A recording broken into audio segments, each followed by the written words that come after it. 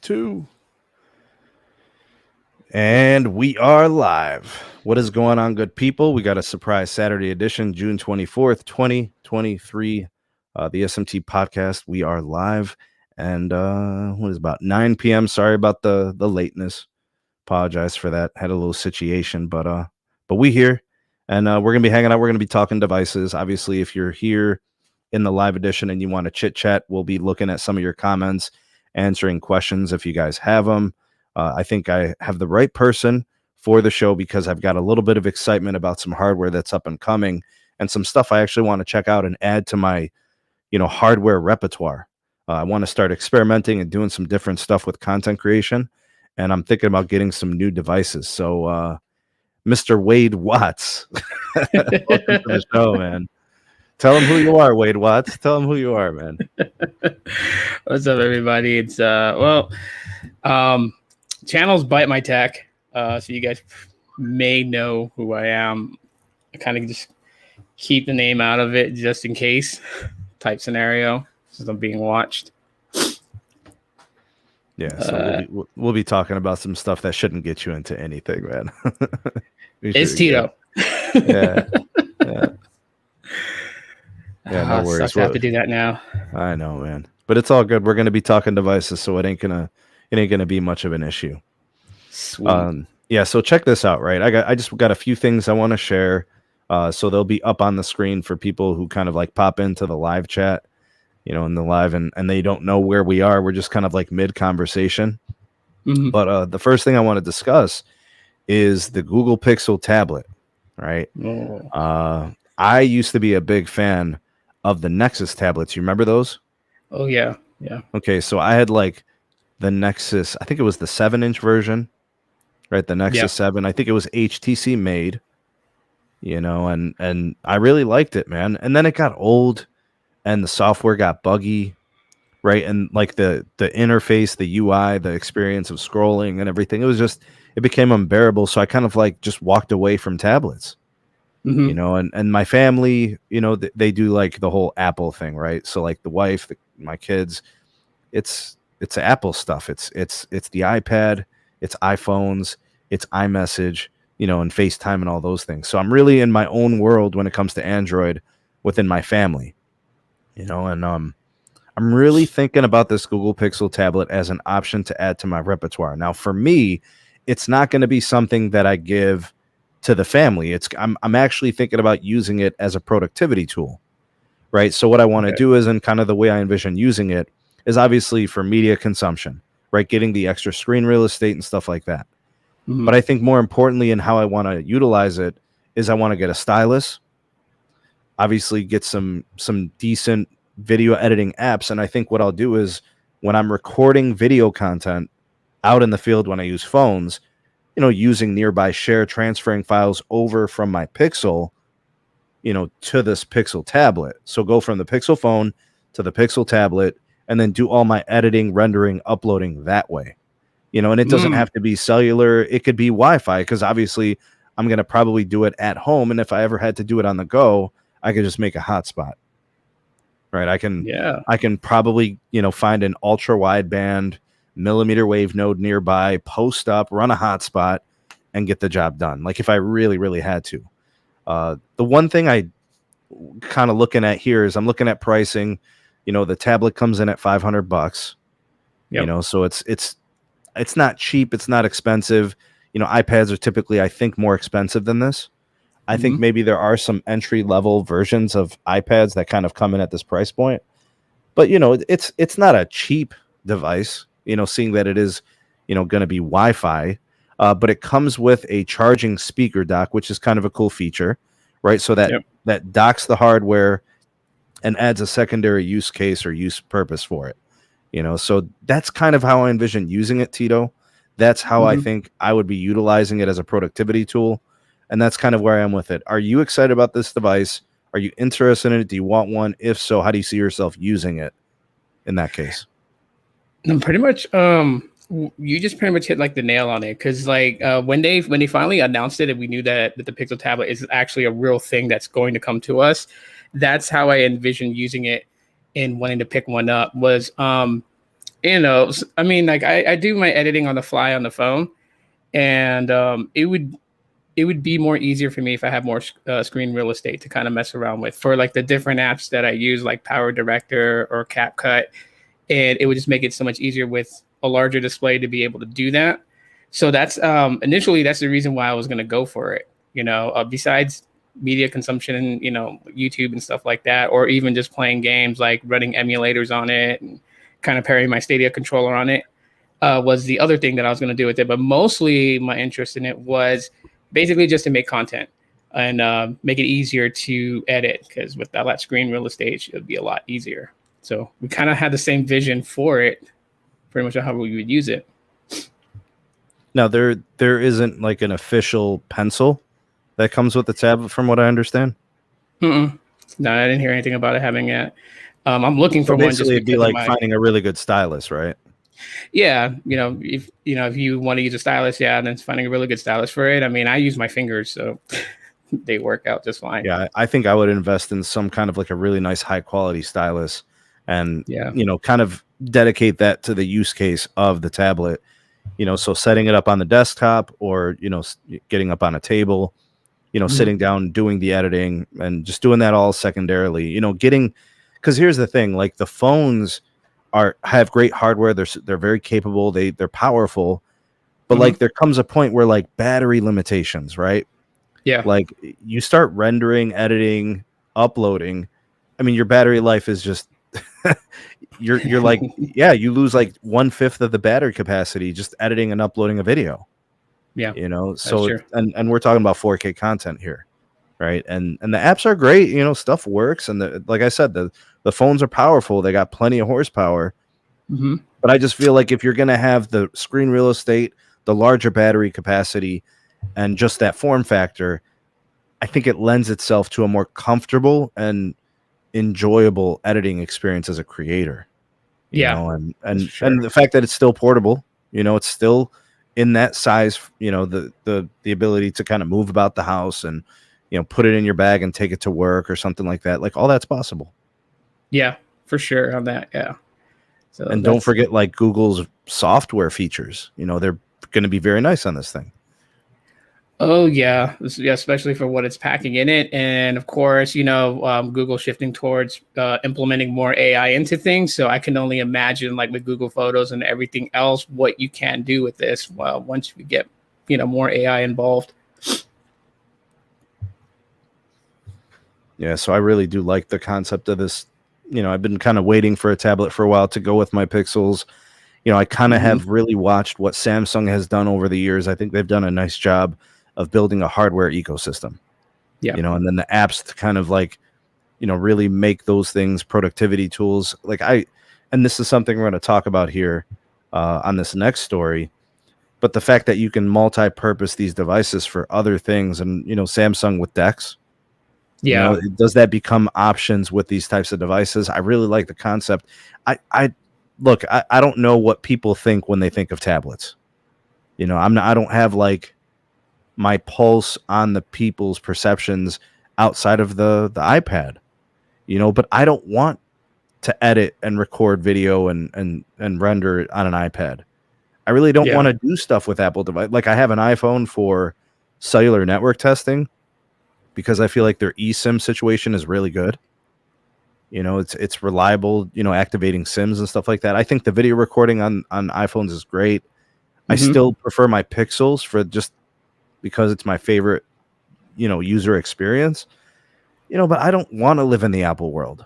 I want to live in the Android world. I prefer that operating system and stuff like that. So this really makes me happy that it exists and now it's out in the market. And I think I'm going to pull the plug, man. I pull the trigger and then get this device, man. And I don't know if there'll be a sale anytime soon. I'd probably want to pick it up when it's like $100 off or something. You know what I'm saying? Yeah, that's what I'm waiting on too.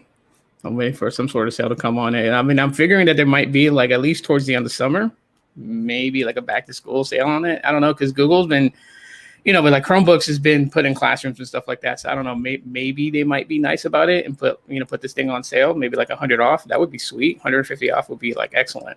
Yeah, that'd be a great deal. Well, let's ask the chat, right? So what is this Pixel tablet worth? Thinking about all the potential uses you would get out of it, and how you might use it. What is it worth to you, right? I think the starting point is, and then Tito, I'll start with you, and of course the live chat can chime in as well. Is this tablet worth $299? Is it worth $300? Yeah. See, I think so too. I think it's an incredible value if you were to get it at $300. I think it's incredible. Even if you were only going to use it for watching video content, it's worth $300. Right? So, and yeah, I think that's a slam dunk. Is it worth $399?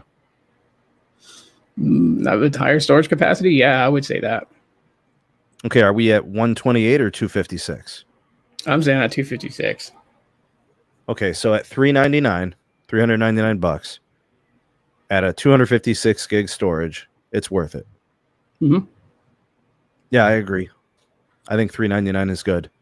Now, where I think things get a little touchy is the listed OEM manufacturer, suggested retail price is $500. It's $499. Is it worth it at $499, Tito? Because you and me said the same thing. We'd prefer to pay $399 or $349. I mean, for me, no, I wouldn't go that far into it. Just because, I mean, so I really have to have this in hand, and I say this for a reason. Is because I can ballpark estimates on like what I feel is a fair price and everything like that. But then like my mind changes the moment I have it in my hand and how well it performs, the operating system being optimized. Those things play a big factor in it. So right now I would say no. Okay. Yeah, and I don't think they're getting away with asking $599. I don't even think iPads are worth that much, to be honest with you. Yeah. Even if they have cellular, even if they have 5G radios and modems and stuff like that, I don't see them, demanding more than $499. I think $499 is a point where it gets people looking. And I think if you could snag it on sale, I think the $400 price point is a sweet spot, and I think $349 is a great deal. But you're definitely going to have to wait for that, because has anybody been getting these yet? No, I've been seeing people tweeting that they got theirs paying out of pocket, right? They're shipping them. Okay, gotcha.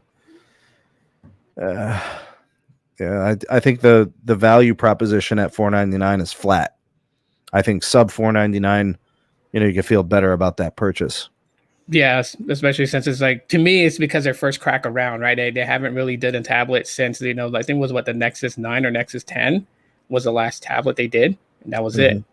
So coming back into that market, I think, I felt like they should have did it a little bit lower in the price just to kind of like kick that door open with, all the celebrations of it instead of going right at, $599. So do you think that this might change anything with respect to the Pixel phones? Do you think that this encourages people to look at the phones as well? Or do you think vice versa? Do you think the phones have people looking at this tablet? Do you think any of that is in play?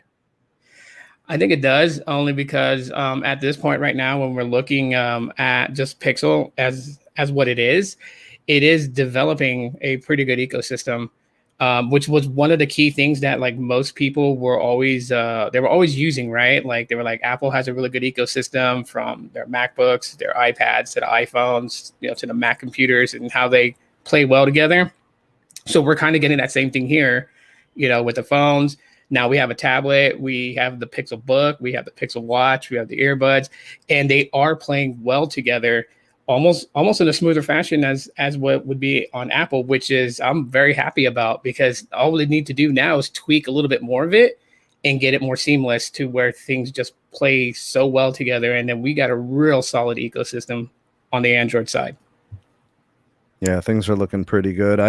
I think that, with the advertisements of the phone, everybody's seeing the branding, everybody's seeing the phone on commercials, that maybe that gives this tablet a little bit more exposure, right? Yeah. At least we could say that the name Pixel, Google Phone, brings a little bit of panache to this tablet, right? And then they can kind of advertise them together, kind of flash the phones, flash the tablets, show that streamlining kind of evolution of the products together. I think it gives them a little bit of connectivity, kind of an ecosystem of sorts. Because now they have the watch, Tito, and they Oh got the yeah. tablet, and they got the phones, and don't forget, man, they got the budget phones too, or the mid range phones. Yeah. So you can find a price point you can live with. Phones that cost $300, $400. Oh yeah. Phones that cost 600, 800, 900, whatever, and then the tablets and the watches, and of course the Google Suite. When you have Gmail and Drive and all these services that Google has people with, now they're including a VPN, with Pixel phones, and they've got the storage and all that. It really is an all-in-one thing. And I don't work for Google, and they don't pay me, but I look at the suite of services and products they have, and they really have kind of put together something nice. I believe so too. And as a matter of fact, I'm still asking the biggest question in my head right now, which is, why haven't they sent you one? Because I haven't seen.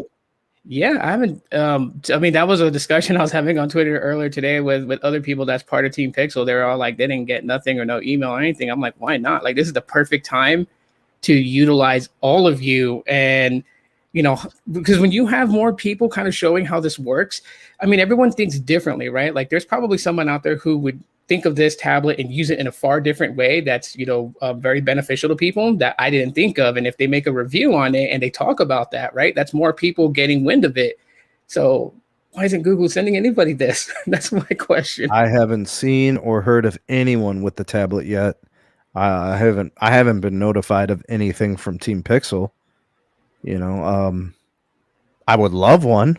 Yeah, I mean, obviously I would. I mean, I'm looking to purchase one, even, and this is something I've always told, my audience, Tito, is that I'm a man of my word, bro. I always follow through on what I say.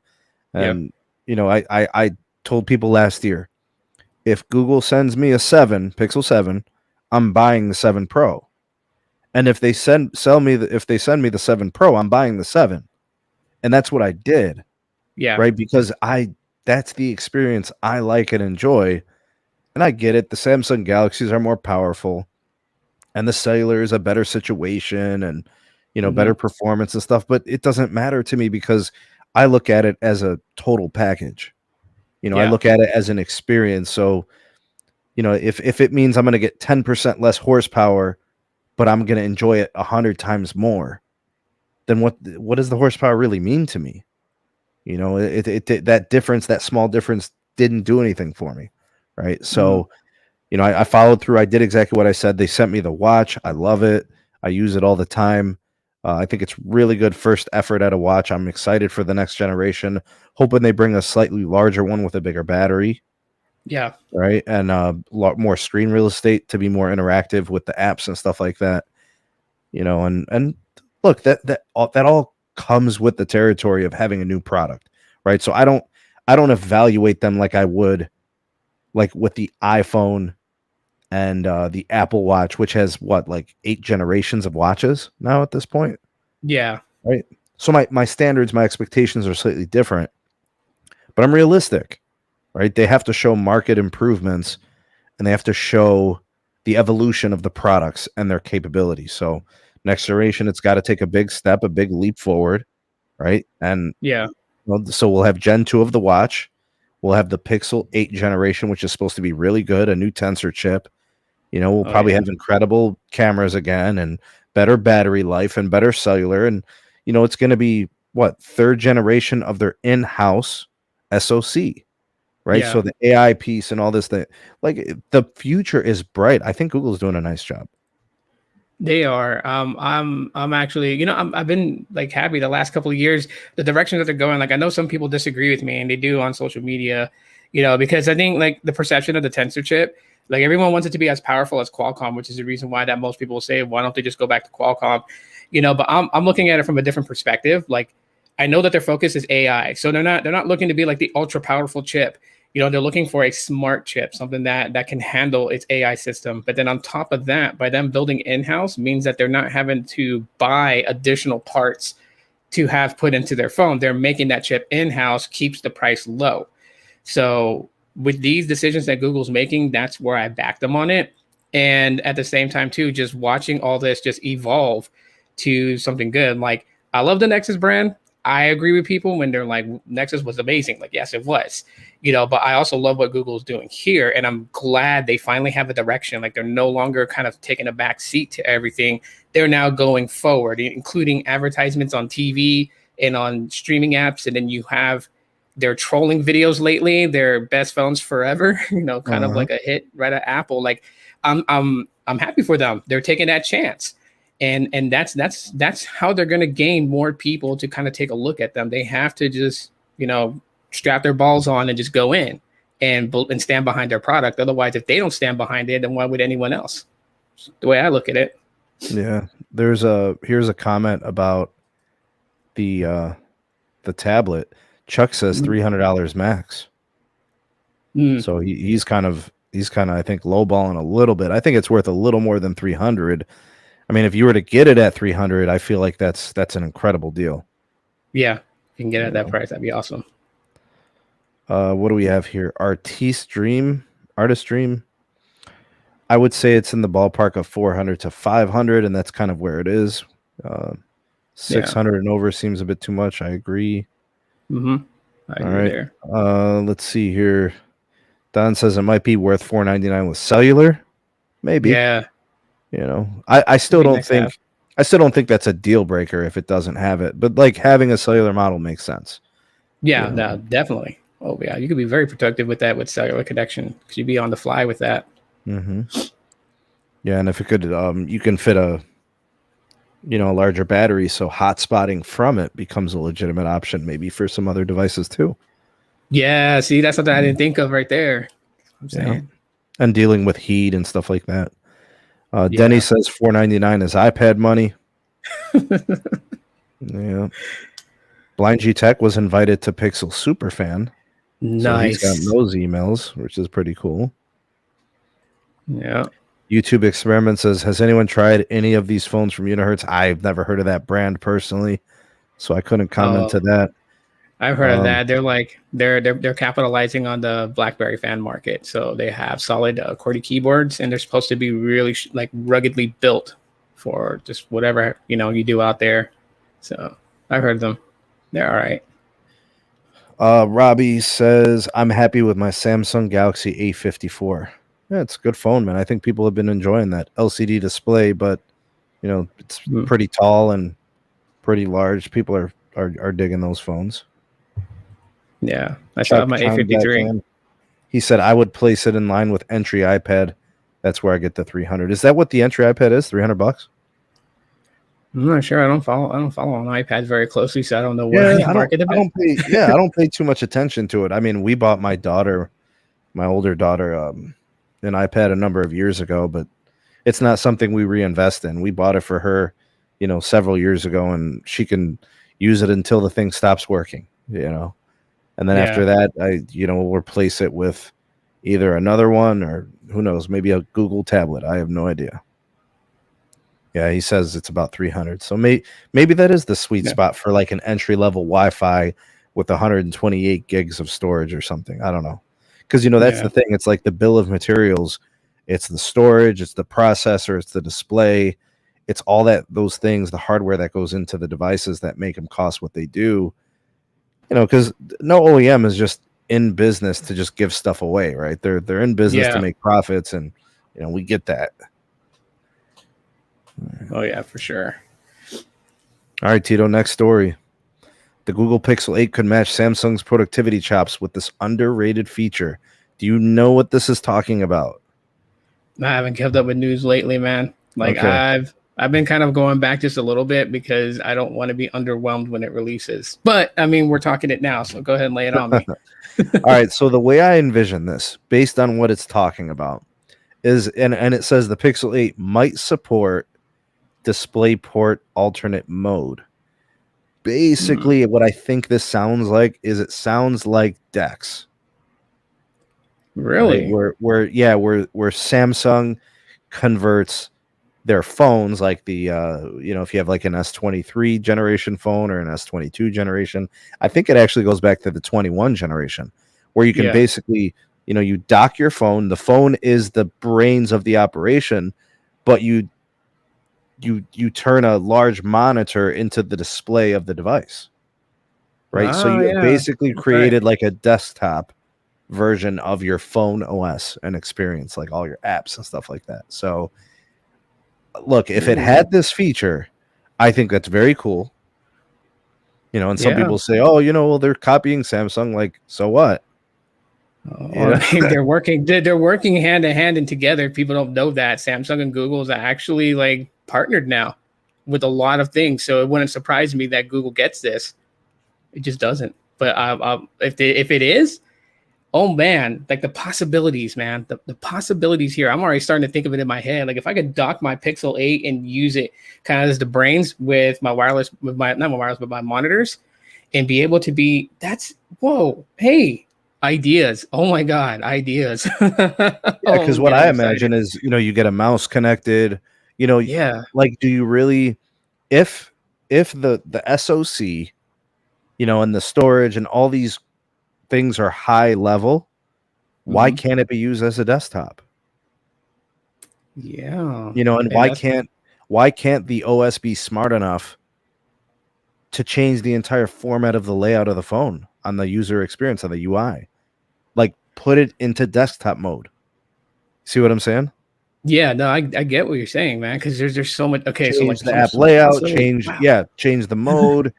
You know, so and then so basically what you're coming up with is you're gonna get yourself a monitor that's gonna be Uh-huh. able to just create this vast amount of real estate space for you to become more productive, Oh yeah. you know? And then for someone who lives in an apartment, for someone who doesn't want to spend, you know, 3 grand on a desktop, for somebody who just spent eight, 900, $1,000 on a smartphone and says, I want to do more with this. This was an expensive purchase.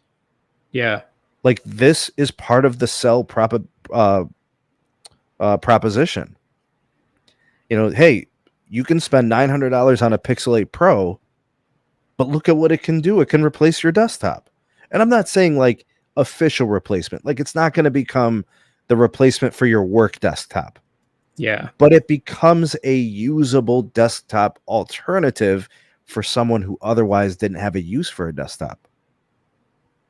Yeah. See what I'm And saying? content creators a blessing right there too, because you don't even have to transfer your files out of it to edit a video if you put it in desktop mode by docking it and connecting it to a monitor with a mouse and keyboard, which people are very fluent in using those two key hardwares right there. Well, that cuts out the whole thing of having to transfer video files to even like the tablet. So that kind of like kind of like undercuts the tablet right there if this has it. But of course it's not coming until the end of this year, so the tablet still has its place. But that's going to be cool, really cool if it does that. Like I hope that this is something that's going to happen. This is going to be huge for Google Pixel for sure. Yeah, this sounds like a really cool feature. You know, I don't know what it would look like, you know, the whole like docking process and if it needs, you know, what type of hardware is required. Is it just going to need a cable? You know, I don't know those things. I know that from the operational systems standpoint, that's right up Google's alley.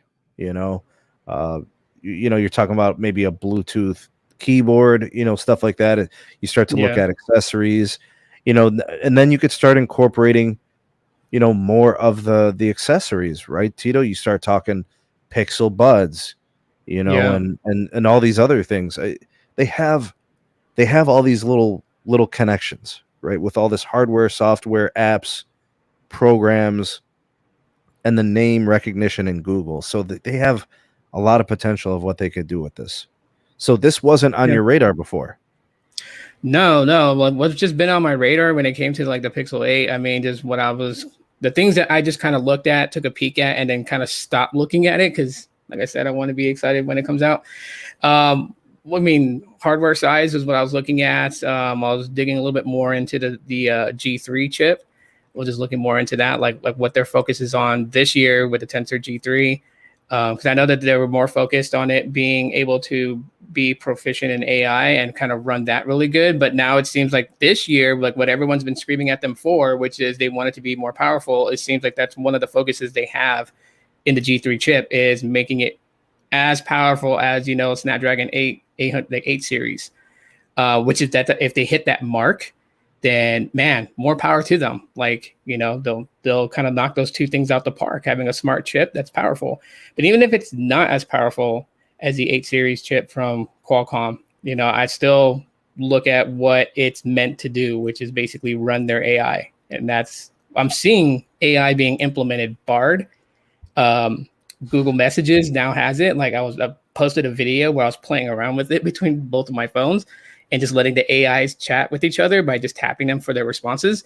I mean, AI is being fed into just about everything now. So we're actually seeing AI kicked into high gear with Google going forward. So those are things that I was kind of really focusing at. This never crossed my radar. Yeah, this is one of the things that I really liked that Samsung was doing, and I was always kind of waiting, for Google to potentially do this within their ecosystem. Yeah, and I stand by a Google Fold. I don't have one. I mean, that would be cool for them to send me one. I don't know if that's coming my way, as part of Team Pixel.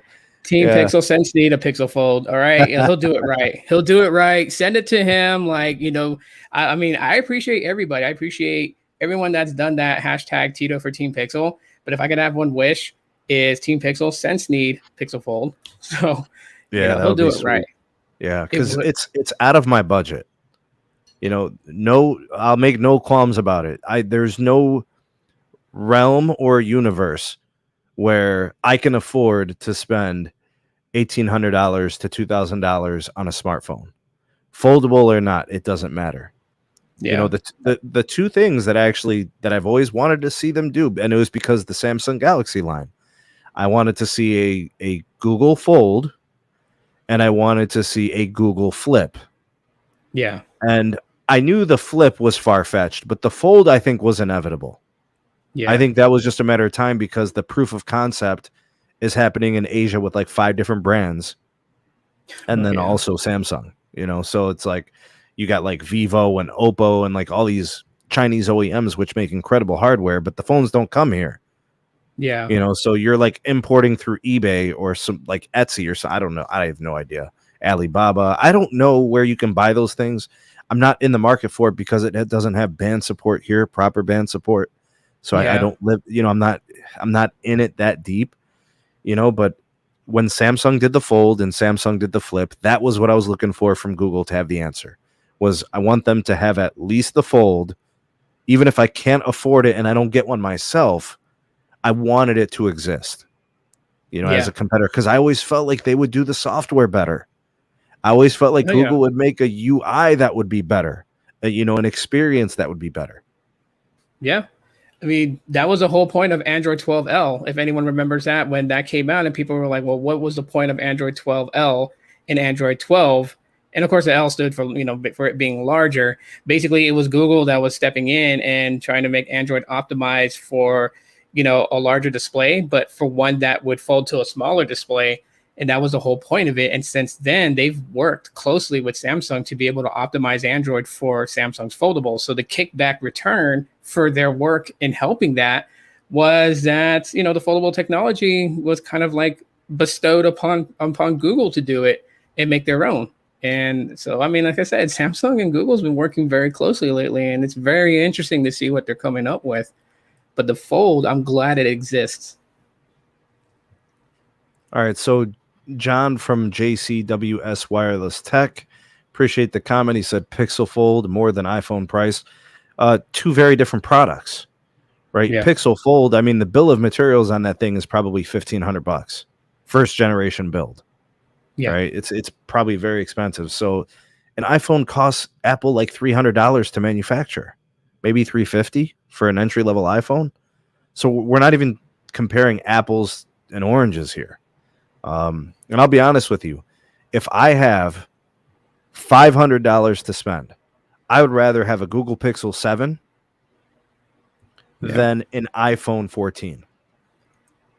But that's just me. It's just my experience with it. I think the software is better. I think the software experience. I think the app layout. I think the user interface. I think the scrolling. I think the cameras in terms of photography, which, I do think the iPhone does video better, but I think the Google phones are good and good enough. I don't think they're problematic, and I think the still photography is better. I'll be honest with you, man. I'd rather live the Pixel life than the iPhone life. I think the best version of the iPhone is the Pro model, and it's the Max model. Yeah. Because of the larger battery capacity. Outside of that, man, I ain't nothing special about an iPhone, bro. I've been using them for some generations, and they've been the least favorite of all of my phones every year. I've been very clear about my usage, of the iPhone phones. They do eSIM the best, and Yeah. activating SIM cards is easy, and that's why I like it. But I'll be honest with you, man, I'd rather have a Galaxy, and I damn sure rather have a Pixel. And if it wasn't for resale value, honestly, man, there's really nothing superior about an iPhone to a Pixel. That's really it. Yeah. I've watched battery life deteriorate on iPhones. I've watched apps freeze and crash on iPhones.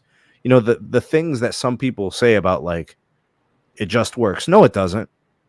I have insane problems, fundamental basic problems on my iPhone 14 Pro Max. Problems that my Pixels don't have.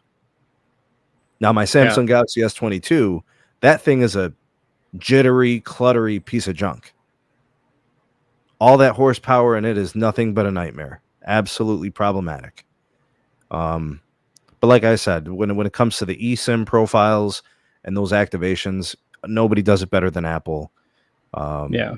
I'll give them And that. stuff like that. Yeah, and now the iPhones have gotten better with wireless charging. They've got that now, and it's decent speed.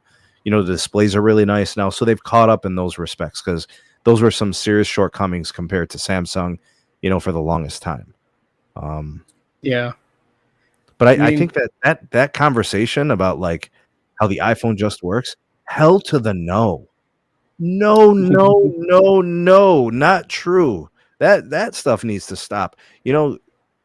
I had more app crashes on my iPhone in 1 week last week than I've had in 1 year with my Pixels. wow. Yes. That's Yes. crazy. I Absolutely. haven't dealt with And that crashes on my Pixels. What? and here's the thing, Tito. The Mhm. iPhone 14 Pro Max is over $1,000. Google phones are like 30-40% cheaper. Yeah. That's the crazy part right there. What you're spending on and what you're getting and the experience you're promised.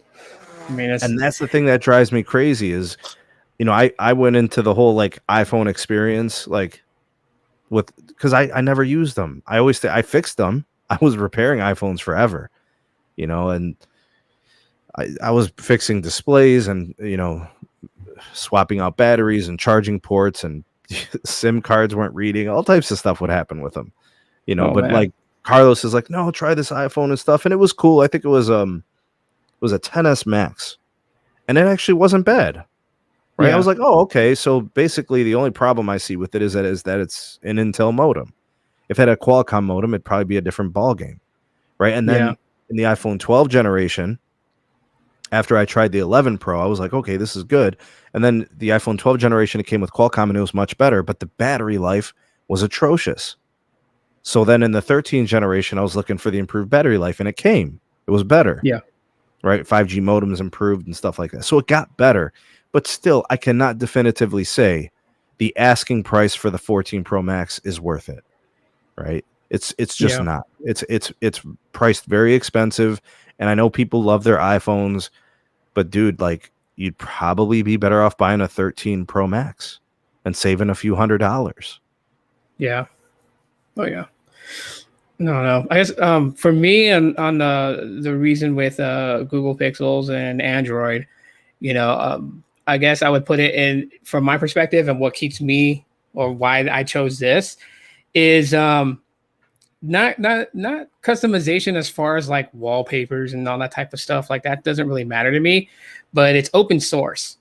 And so for me, because I'm not wealthy or anything like that, sometimes I have something that I genuinely like my Pixel 4. Like I've been rocking it like every day. And it's the most googliest phone in my opinion, but it's no longer supported directly through Google. However, there's so much development outside of it, custom ROMs and things like that.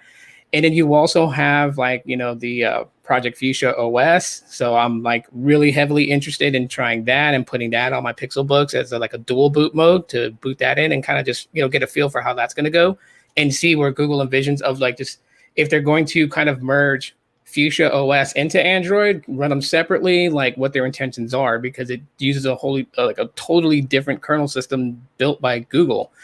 And like the smart speakers and all that stuff. So like the ecosystem is what I really like already so far. And the fact that I'm not told how to use this, I use it any way that I want, I think is where I stand with why I like Google Pixels so much. It's just that reason. Yeah, I always felt like the Apple tax was fierce. The one I would say, plus that kind of helps with the pricing is the fact that the phone, even after a year of usage, still has some value. Yeah. If you look at what happens to a Galaxy after a year, you're talking about let's say you have an S22 Ultra. What was that? A $1,300 phone, brand new? Yeah. It was probably worth $600-700 after a year. And it could be in pristine condition and maybe even less.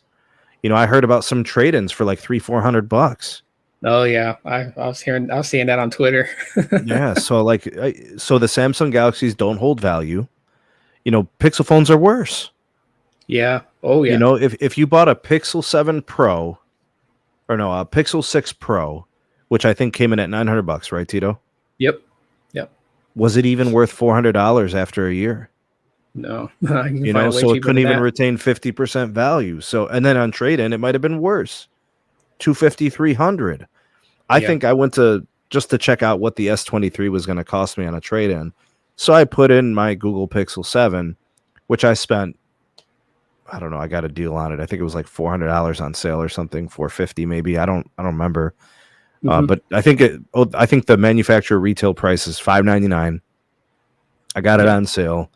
So I was like, let's move on from this. I got the Pixel 7 Pro. Let me see what I can get in a trade-in, for an S23. And they offered me like $175. The phone was like and the phone was like a month old. Not a scratch, crazy. Not a blemish. It was pristine. I'm like, is this real life? But that's what it is, Tito. The Google phones, the Galaxies, the value just doesn't hold up. I think with the iPhone, you get to retain some of that value. So if you spend $1,000 on the phone, it's still worth $700 when you're done with it after a year. It's still worth $500 after 2 years. And then at the kind of like the 3-year mark, you're down to like the last third of the value. But I mean, it's worth something. I mean, what is a Google Pixel 5 worth right now? Man, can it even command a couple $100?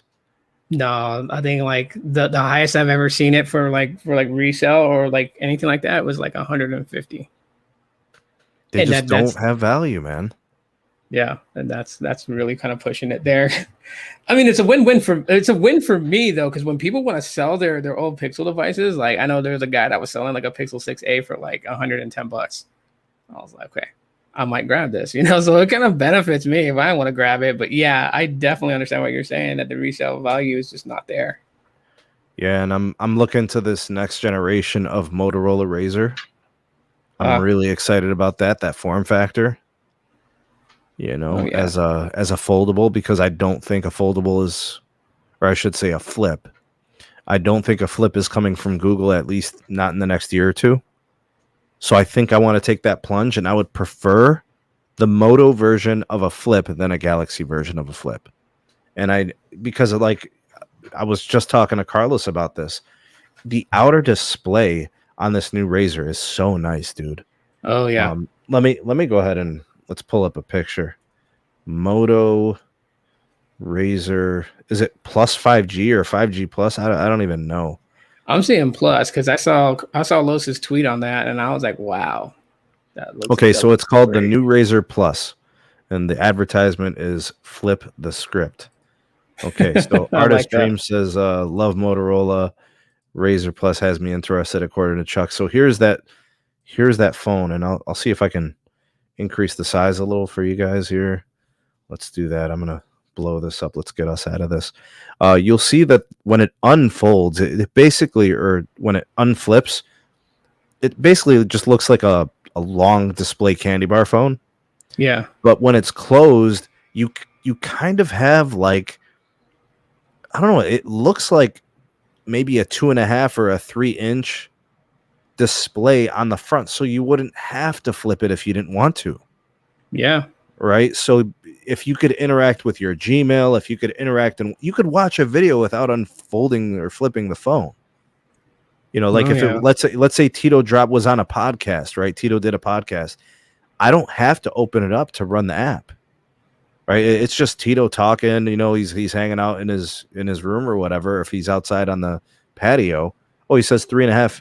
Carlos says 3.6 inch. So that's a legitimate size, dude. Yeah. Oh yeah. I would imagine I probably wouldn't open it more than half of the day.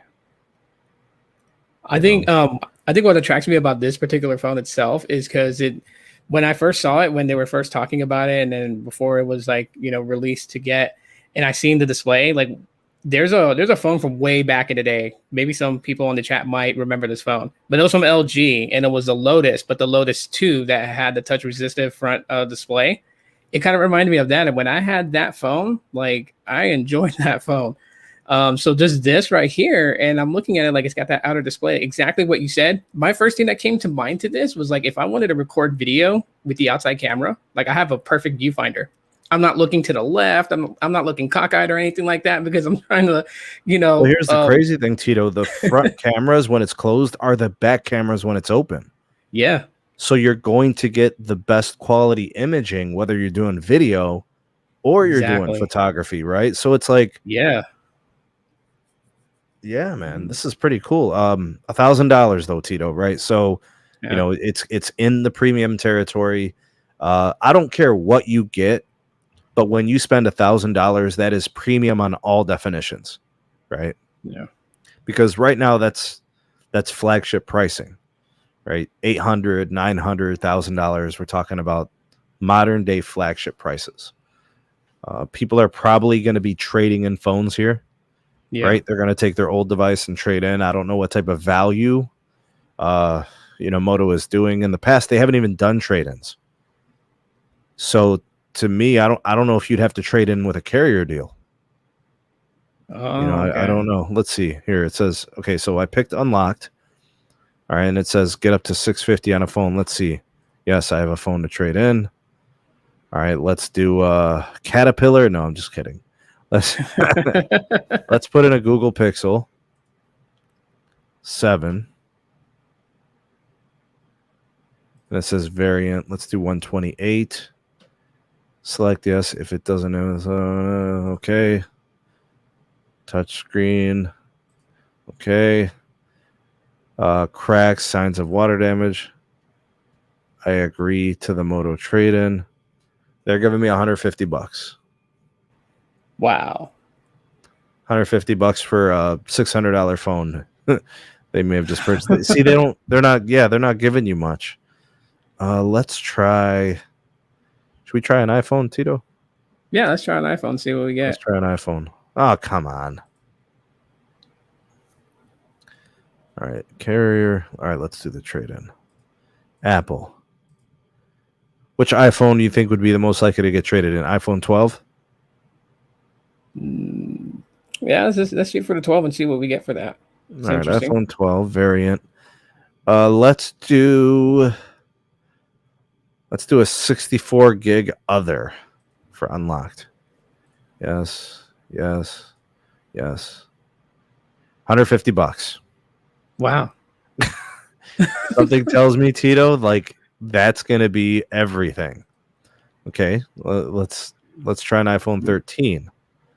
Yes, I'm interested to know now what device hit 650. Apple. You can't trade in an iPhone 13. What? No. What's Moto doing? Let's try a 12 Pro, 128 gig Verizon. Yes. They'll give you $265 for a phone that you could probably sell for like $600, $500. You might as well sell that phone to like a private buyer, get that money, and then use that. Yeah, bro. We're not getting good trade-in values. I'm gonna actually put in a phone that I own. I'm gonna do my Galaxy. So Samsung Galaxy S22. Okay, you can't trade in a Samsung Galaxy S22. Are you serious? So what hit 650? Bro, there's no S22. What is going on here? I know they're not going to give something that's like 3 years old a credit amount of $650. So what Tito, is it they want? Jeez. You could trade in an S20 FE, but you cannot trade in an S22. I don't know about Moto. That seems mad sketchy. That seems sketchy. 650 to bait you in, and then when you try to trade in something and like less than 300. Bro, there's nothing. Wow. What? The S22 is a year old. You got S20s on this list. You got an S10. All right, what if I pick one of their junky phones? Hold on. All right, let's reload this because they're. What just happened? Okay, no idea. Trade in. All right, let's buy one of their phones. Motorola. I don't know. What would it be? The Edge 2021. I think I used to have that phone. All right, let's see what they'll give me for their junk. They will give me $40 for their trash. No way. Yes, sir. $40 for their 2021 flagship. Yeah, their trading program is whack, bro. Yeah, that's sad. They don't even put any good value on their own product. No, they don't. Let's take a look at the tech specs of this thing. If specs matter to people, I don't know. Why the hell did it scroll all the way down? Their website is jank. Oh, it scrolls you down. Okay. Why am I going sideways now? Okay. Mm-hmm. Yeah, this website is wild. Tito, I can't move, dog. No way. Okay, now it's working. All right, so I like that color. What do you think? Yeah, I would go for that. Yeah, that color's nice. Yeah, the folding feature is super sweet, bro. The flip or whatever. 6.9-inch display, POLED, 165 refresh rate hertz, HDR10 plus, Dolby Atmos surround sound, Bluetooth, optimized Snapdragon sound, no hinge exposed, right? Man, the outer display is fantastic, bro. Yeah. Key. I'll be doing TikToks now. Key. Do you love me? Are you riding? Oh my god, look at this guy, bro. Exactly. This guy has his summer pants on right there. Oh my god. Charge up in minutes. 3,800 milliamp hour battery sounds a little skimpy. It says turbo power, which is 30 watts charging, so at least it'll recharge fast. Snapdragon 8 Plus Gen 1 processor, so it's back one generation. Oh wow. I don't know, man. There's some other stuff here. Let me see here. 144 refresh rate. That's on the 1080p. Okay. Yeah. I mean, OLED display 30. Oh, it comes with a turbo charger. Oh, that's nice. You don't have to buy that separate. Yeah, that's nice.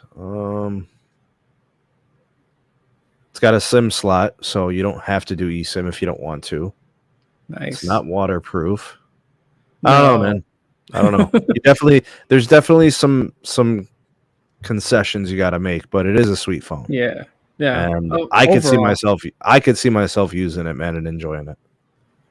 I don't know. I always told myself if I got this thing, I'd break it, but not break it because I want to. But like the thing with flip phones that is addicting is flipping it open, flipping it closed, which it become a habit. If I had a flip phone like that, I'd just be flipping it open just for the hell of it. Dude, I used to have all the Motos back in the day, man. Yeah, I had like the V60. I had the StarTAC. I had the T720. You know, I had the Time Port or whatever it was called, man. I had Yeah. all those Motorola's back in the day. I think like one of my favorite ones was actually the Sliver. So non-foldable, candy bar style. But I mean, it look. I don't know. It look. I see what they did right there with the UI. Also, you can turn on that nostalgic mode and have those keys like on the display that gives it that look, and that's cool. Wait, where did it show it? Did it show that? This? Yeah. Scroll down. It was down at the bottom, like when we were looking at the specs and everything. There's a part where it shows like 3 pictures, and you'll see that you can actually trip the user interface to represent the old Razor. Like keep going. There it is on the far left. Oh, damn. Yeah. Okay, and it's functional. Yeah. That's so cool. It is. It gives that nostalgic feeling. But I mean, like you show that to like a kid today, and they're gonna look at that like, "What's that for?" You gotta show them the old Razors.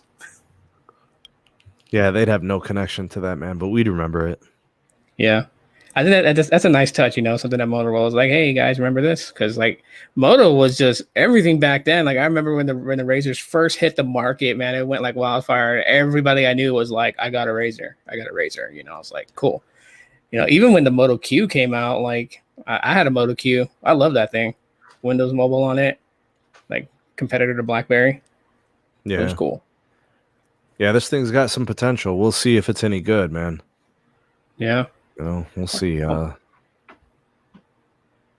look, the software support gets me a little, on edge. Yeah. I've been spoiled. I've been using iPhones and Pixels forever. And, even Galaxy's put a dedication to upgrades too, software updates, and Motorola just hasn't been that. Yeah, they were that back in like the day. So like I had the Moto X in 2013. I had the Moto X in 2014 and 15. So I was using like the Droid Turbo and stuff. Like those phones were amazing. But like if you didn't have the Google version Motos, you weren't getting the fast software support. Right? You were getting like what do they call? You were getting like the monthly software patch like every 3 months. Oh yeah, I remember those days. And you were only getting like one OS update. So like if you bought your phone in the middle of 2015 with like, let's say it was Android 10, you might get Android 11. You might. And there was no guarantee of it. And you got it like 8 months after Android 11 came out. Yeah. That's the thing that always sucked, in a world of Moto post Google. So. Yeah. But I love their features, man. The Moto's so nice, bro. It's got that chop flashlight thing, and you twist to switch the cameras from selfie to back facing. There was all those cool things that they introduced. They were always cutting edge, and they were always different and better. And I always loved the cellular too. Moto's always had great radios. I'd have signal when nobody else did. Dude, it is not a joke. It's not an exaggeration. There were times when I had my Droid Turbo. This is back in like 2015. And my wife's iPhone 6 did not have a signal. And we both had the same carrier. And mine worked. Oh, yeah. Yeah, their connection to, cellular connectivity was like always on point. So I remember Wi-Fi that about Motos. Wi-Fi too, Tito. Yeah. Just the quality of the hardware and then the optimization piece was always there. So I'm excited to get this and do some testing, and who knows, maybe it becomes one of my main squeezes, like my Pixel. I'll probably never give up the Pixel. I'll be honest with you guys. I don't think there's going to come a day where I give up the Pixel, but this could get into the rotation heavy for sure. But this user interface is pretty much near stock, and that's one thing I like about Motorola today is like even though they have their subtle differences on what they add in feature wise, but as far as the user interface and user experience, is very close to a Pixel. Like if Pixels, and I'm not trying to like put a jinx on it, but if Google did what they're fashionably known to do with their awesome products, then Moto would be like the one I would go to because they're very close. I like Motorola's. I do. It's just that software support is just. Sometimes I just want to call them up and be like, hey, they responded to me on Instagram when one of the devices I have, I'm like, when's this thing getting 13? Like you guys had it on the list to get supported to get 13 and it hasn't. Will they tell you bad news or good news? They gave me the blanket statement that just left nowhere. It was just like they understand my concerns and they're working on it diligently and they'll have a time frame when it's going to be released. And I'm like, just basically, you guys are just saying you guys haven't gotten around to it and you're not going to because the next generation's already been released. So I wonder if this phone is not going to get released to Verizon because they did a Viva magenta color and they have a glacier blue and then they have a black, but I don't see like, Verizon red, which would have been the characteristic color. Yeah. Well, that's crazy that it doesn't come to Verizon. I thought Verizon and Moto had like a decent relationship. It was the relationship. Yeah. If you wanted to get the Motos, they were like the droids and stuff. They were always at Verizon. Yeah. I'm telling you, man, I had that droid turbo with the ballistic nylon back. Oh yeah, I remember that.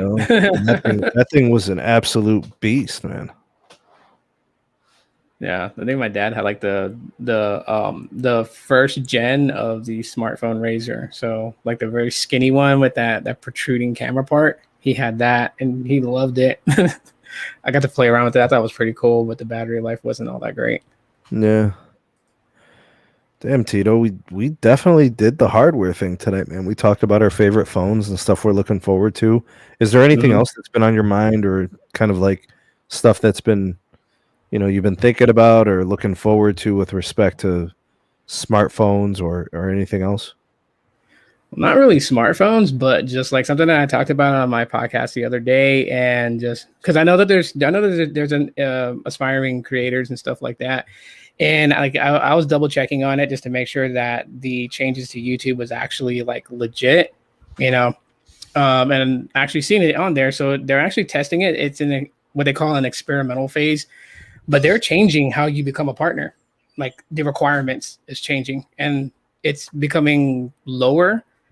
So right now, with creators coming in, if you want to join up and be a partner, just kind of like make some extra income and everything like that with AdSense. At this point, you need 500 subscribers. You need 3,000 watch hours or 7 million views on shorts. And you need to have uploaded 3 videos in the last 90 days. And that gets you accepted into the partnership. Crazy. Yeah, I have been following that a little bit. Yeah. I just listened to your podcast earlier today, so that was definitely a topic I remember pretty fresh. And other creators have been talking about it too. The one thing is, and this is something I've been telling people for a long time, you need the support of a community. Yeah. You simply cannot do it in the space the way it's structured, simply on AdSense or whatever other thing that you've conjured up in your mind. So and here's what I mean. All right. And watch how I do this, Tito. This is what I've been doing these days. This is very clever by the SMT. For example, you can buy us a coffee. The real SMT Buy Me a Coffee link is in the description. If you guys want to show your support for your favorite creators, you appreciate the content, Tito, this stuff takes time. Right? It takes efforts and it's a labor of love. Like to be a good creator, you have to be passionate and enjoy what you do, right? But the one thing that we've learned in this journey is that you simply cannot do it on your own, right? You need the support of the community. So that's one thing you could do, right? If you want to support the SMT, you could buy me a coffee. And then another thing that we've actually kind of developed is this partnership now with Mint. And if you use our partnership code, which is mintmobile.com/Sneed, you could take advantage of the new customer offer where they've got the $15 per month deflation promo. Any plan is $15 a month. That's a good plan. And it's the best part about this, Tito, is people have said things like, why are you like sponsored by Mint and why are you bombarding us with advertisements? Like, I don't think people understand. This is a good deal. We are proud to have this partnership. $15 a month for their unlimited plan, which comes with 40 gigs of high-speed hotspot, or 40 gigs of high-speed data. Yeah. Right before it's deprioed and stuff like that. Like you can't beat that deal. 40 gigs. Right? Yeah. Unlimited talk and text. So it's a great value. You know, it's something that we've been able to leverage and take advantage of as a community. People have been taking to it, and I got people complaining, saying that I'm like shoving advertisements down their throat. But these are the same people who aren't really supporting the channel. They just came to bitch and complain. Yeah, that happens. I mean, and that's with anything. I've dealt with that for so many years. I think like there's a company called New Mobile, and when they actually sent me the G3, which was one of their devices they were heavily pushing, and like I've always been transparent with people that watch my videos, and when I told them that I was sent the phone, like that was like I got flamed by a good amount of people. They were just like, "Are you saying it's good because they gave it to you?" Like I get that quite a bit, and you're right. I mean, it's the it's usually the ones that when you do have something that you put out there to the community, they're not really involved. They don't really have that type of support for you, which, at the end of the day, I mean, you do these things for your community. Like, you have these deals set in place so they can get wireless at a much value price, right? Like everyone benefits on that Mint Mobile deal. Yeah. It's unfortunate you have people like that, but me, I just like it's in one ear and out the other. I don't really let it affect me. It really has to be, because, these are the same people who otherwise won't comment on your videos, won't like or share, won't interact or engage with the content. They're not bringing any sort of value to what you're doing. They're not a part of your support system. So it's like you want to come in and start demanding and start complaining and belly aching, but you don't have a leg to stand on. Yeah. Yeah, they're funny like that. And you have them. They're around there everywhere. That's why like I was just joking around about lurkers. I put that in a little ticker on one of my live streams. Is like, don't be lurking, because they're in there lurking. Like they and here's the thing, and this is I'm just probably guesstimating on this here, but like some of those I feel like are the ones that kind of like feed off of like what you and the community talk about, especially with the 5G topics from different carriers, and then they go and regurgitate it on their social platforms like it was a thought from their brain, because that's what I feel like they do. Yeah, that's quite possible. Look, for the first hour of all my live streams, it's always tech, all things tech, right? But then after that, anything goes, and that's why me and Tito are just kind of shooting the breeze here. But you were talking about like new creators and stuff, and I hope that anybody who's a young, up and coming, aspiring creator, I hope you understand what you're signing up to do. You are signing up to have a 90% probability of none of your videos ever reaching 1,000 views. Yeah, especially today with the algorithm. I hope they understand that. Right? I was reading some of those stats. It said 90% of YouTube videos created never reach 1,000 views. Yeah, that is true. Like, and I'll say it to this. I've been doing this for so many years. When YouTube decided to take itself out of what it used to be, where it was all about just the everyday person creating content and support for that creator and every their creativity.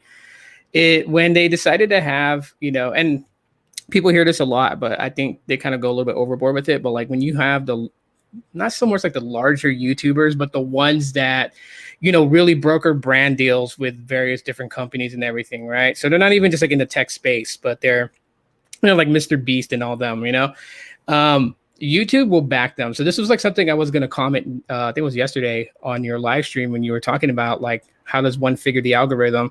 And the thing that I come up with when people mention the algorithm is that it's designed to keep those that are on the mountain on top of the mountain until they're useless and then they're casted aside. So like the next person that fights really hard to get to the top of that mountain and breaks through and is the next big thing, then the algorithm will back that channel and discard the other one that was lucrative for YouTube for so many years. Because again, at the end of the day, YouTube is looking to make money. So that's how it is. So like when people are like, how do we beat the algorithm? How do we do this? Like you don't. So this is where what you said earlier about having a strong community really counts for something. Your algorithm, Sneed, is based upon the community, which you got a great relationship with. And because every time I pop in your live streams, there are so many people here that are just so happy that you're doing a live and they get to listen and learn from you, but also they're included because of the things you do that's different. I mean, people may have thought of it, but they've never implemented it. Like, example, one of my favorite things that I see you do nowadays, especially with Los and everybody, is you have a panel of people, different people, Moose and all them, and you guys are taking live phone calls. Like, to me, that was just like, wow. Like, I remember thinking of that so many years ago, but seeing you guys implement that and seeing it into reality now is just like, that's amazing. Like, I get excited for it. I'm like, this is great. You have different people that's in your chat right now that get to call you on a phone number, and they get to spend anywhere from like a minute to like 10 minutes with you guys and get to say their piece. I don't see a lot of people doing that, So today, if you want to beat the so-called algorithm, your formula is pretty much how to start doing it. And that's just, putting all your support behind those that support you, and forget the algorithm pushing you. Well, the YouTube landscape has changed. There used to be a lot of collaborations. Yeah. I used to collab with a lot of different channels. Nobody collabs anymore. I don't see anybody collabing. I see everybody standing alone, and that's the opposite of what I stood for and what I did at the very onset of my channel. I always reached out to other creators. I formed those connections, as many and as often as I could.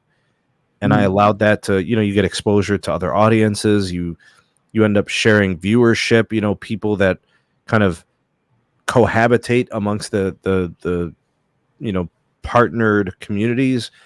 It's something that me and Carlos enjoyed doing together. It's something that I did with, TK when he was still doing tech, and JG Tech Blog. Like, I worked with a lot of those guys just to collaborate and be visibly together within the space. And I think that was part of what propelled the channel, along with trying to create the best content I could and being authentic and real. See, and that's one thing that dude, my name is all over Reddit. I mean, dude, I don't think you understand, bro. Like, the amount of incel hate that I receive on Reddit is absurd. Like, these fuckers literally have no life but to sit there and talk shit about me. I heard, this is just a rumor through the grapevine, that there was a group of Reddit people talking shit about me at the barbershop, and they forgot to get their hair cut. They were talking so much shit. Wow. They left with long hair. Oh man, that's sad. If they were, man. I'll tell you why they're haters, and it's because they don't do anything. Yeah. Right. That's really what the issue. The issue is they never created anything. They never accomplished anything relative to the space. They didn't do it. So they're just gonna hate. And they take personal shots and those types of things. And I don't really care. I guess it just means that one has arrived. Yeah. Because I don't remember this happening before 1,000 subscribers. Yeah. I mean, they say, when you're established, and you're gonna see all those type of hate remarks means you're doing it right. And it's crazy too. I get my information. Like, mind you, I'm an educator. I'm a school teacher. I'm not a cellular network engineer. I rely on the knowledge, expertise, and experience of actual engineers in the field. They teach me, they explain things to me, and then I bring it to the channel. Yeah. Right? For the enthusiast. I translate it to them. So, and they say I'm a liar. They say I don't know what I'm talking about. So, basically they're discrediting the professionals in the field. That's them. That's what they do, and I can't do anything about it, bro. So I focus on my YouTube community, and I focus on my patrons, and I focus on my YouTube members, and those I keep my focus on the right people, and I've never taken my eyes off of that vision. Maybe I'll start a GoFundMe and raise a couple of $100,000, and then they'll just buy them a copy of several books you can find on the Google Play Books, so they can study up and read. They're trying to discredit you because, I mean, like I told you before when we talked outside of this, like I said, I watch your podcast. I listen to what you and everyone says because that's where I learn from. And on top of that, I've bought books and stuff like that I love to read on my downtime that allows me to even learn when there's not a live stream that's on right now. So, I mean, all this information that they're trying to discredit you on before they even open their mouths, maybe they should read a book.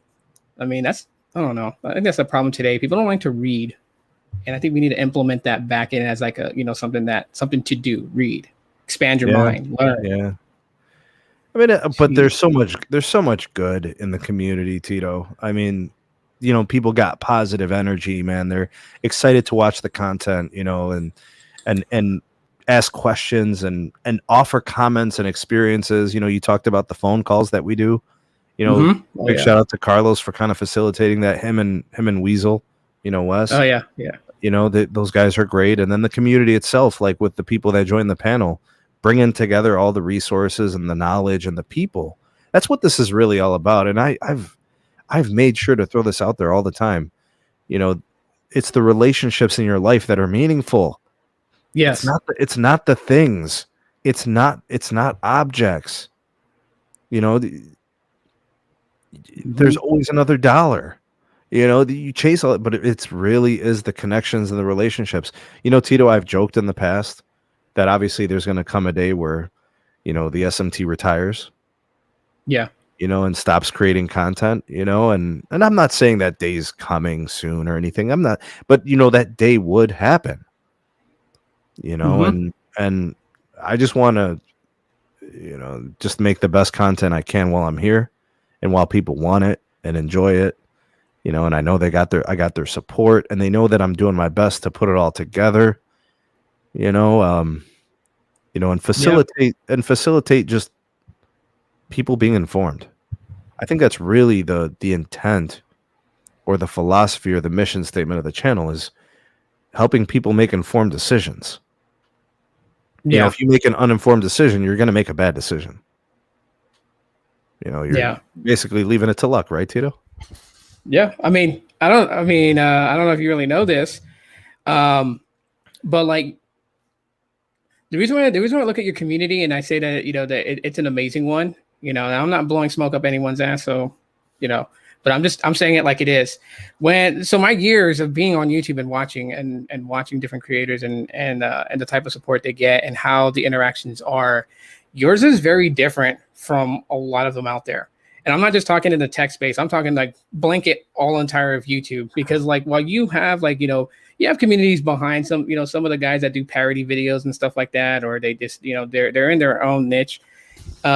Their community kind of like looks at them in a more like a stardom fandom type base. Whereas, because of the way you are and how you've been transparent with your community, it's not one above the other. Like you guys are on the equal ground, equal playing field, and it's really all about exactly what you say. So you're not just spewing words to say, hey, I'm about this, I want to keep you guys informed. You're really doing it. Well, so the interaction that I see with the community, I can tell like people love you, man.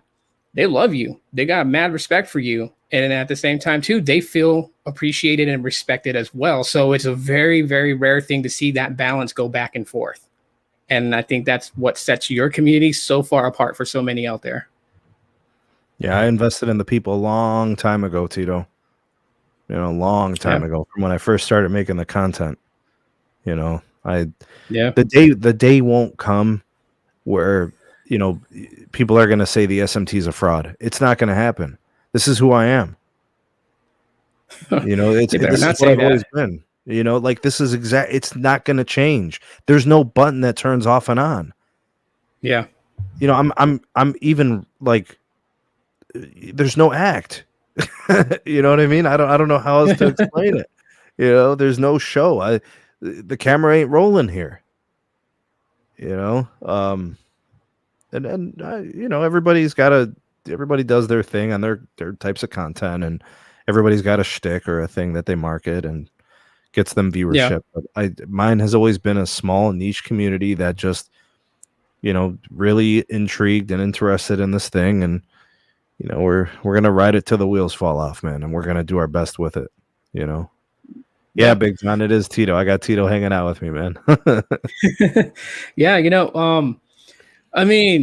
It's like, there's things that creators will do. There's things that creators won't do. I've been very vocal about it. Like what I do right now. I mean, I know I get emails, I get, side IMs and stuff like that from people, and they're wondering, like what happened, because they've been through me for so many years. And, it is tough to tell them, like, at this point right now, like my whole vision, I'm just having fun with like the videos that I make and the live streams that I do, but I'm not grinding as hard as I used to 5 years ago when I was making the climb. And the only reason why that I do that, or why it is in that state right now where I call myself slightly retired, is because like I have so much support for tech that the people that I see that have a further reach, I want to be behind them. I want to support them, like there's only so long that you can be in the limelight before you need to step aside and let somebody else come in. I've never been about one to always wanted to keep a spot. Like, everything changes, and to me, it's never a sad point. I don't look at it as a sad point where I'm going with my channel right now, because I'm just having fun, and at the same time too, like trying to push people. Like here, when I talk to coworkers and friends and stuff like that, like they're interested in 5G, because there's people here that don't really understand it all too much. Like I'm always pushing for your channel, for Carlos's channel, to get people to go that way and listen and learn.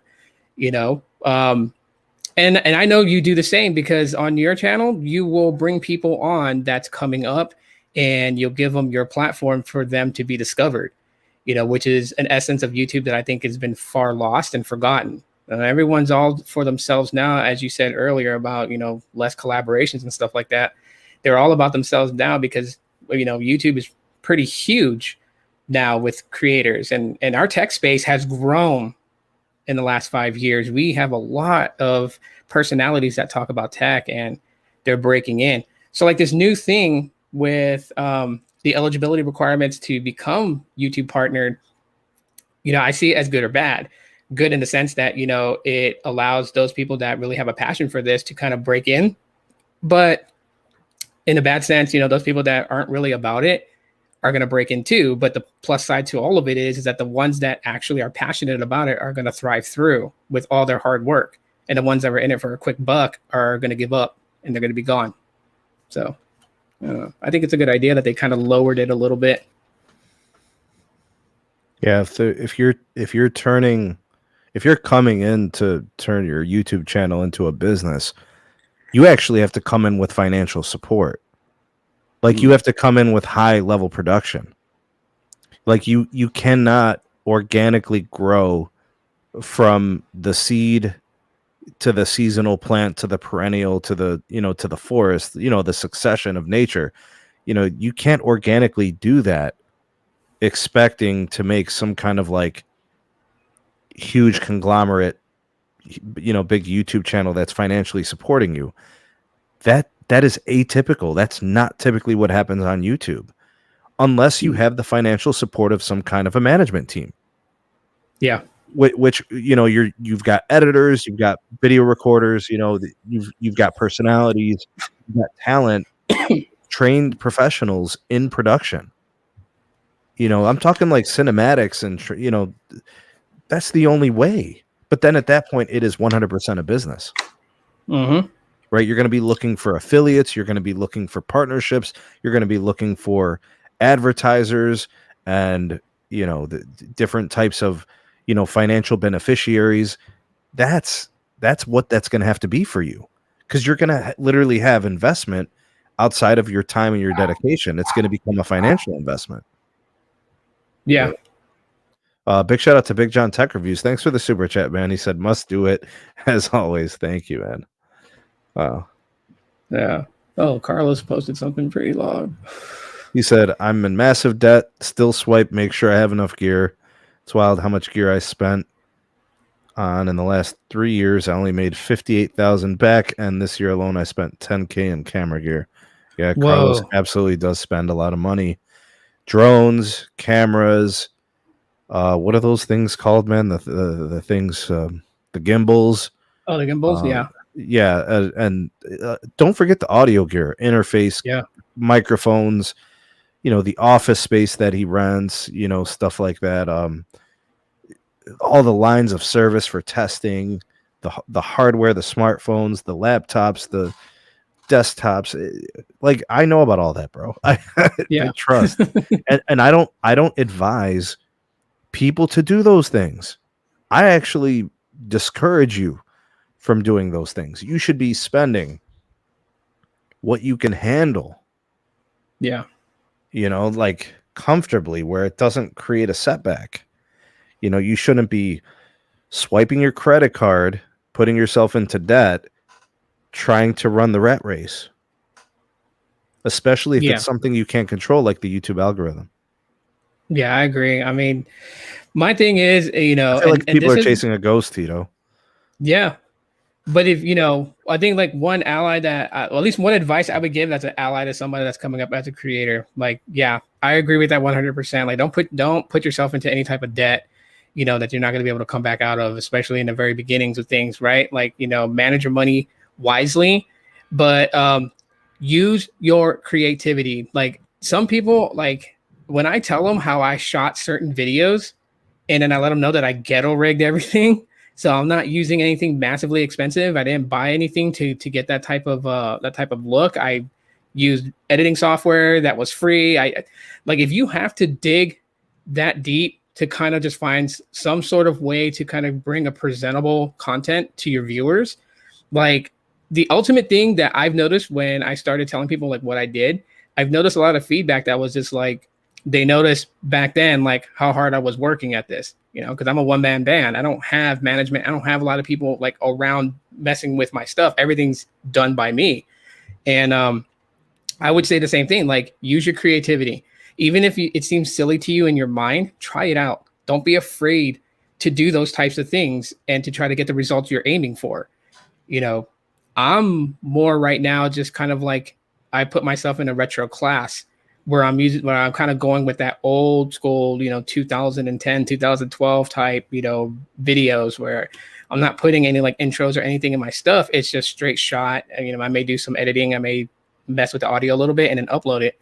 But that's just me where I'm like relaxed on this now. I'm having fun making what I want to make and not so much worried about where I sit on that tower anymore. My only thing is just like if anyone wants help, they want advice, reach out. I'm willing to give any advice, anything that I went through that has failed for me and caused me problems. I'm willing to share that with anybody so they don't make the same mistake. But you just gotta ask. It was really amazing, Tito, through all my YouTube journey. It was amazing. We went through a pandemic. And I don't know if you remember those feelings of uncertainty. Oh, yeah. And I don't know if you remember those feelings of, not knowing what was going to happen the next day. How are things going to go? Lockdowns, blah, blah, blah. All the political stuff that was going on. And the only thing that was clockwork, scheduled, consistent, we knew what it was like the SMT Nation. In my life, for example, I knew I was going to live stream on Friday. I knew I was going to be uploading content. I knew that, people were looking forward to the next upload, and that was the good in all of that time. What I mean? It was like all that uncertainty, but the community was the certainty, dude, me and Carlos were live streaming all the time.